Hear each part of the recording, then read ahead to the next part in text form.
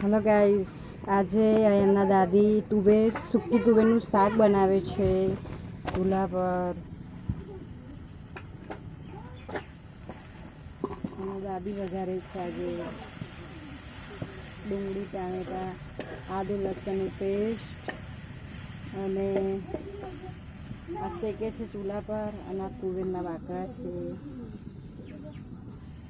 એમના દાદી વઘારે છે ચૂલા પર.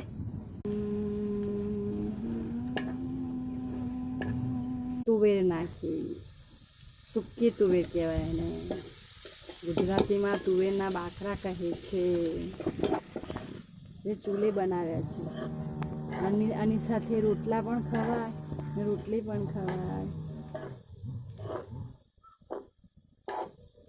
રોટલા બનાવવાના બાકી છે. ખાવા હોય તો આવી જજો બધા.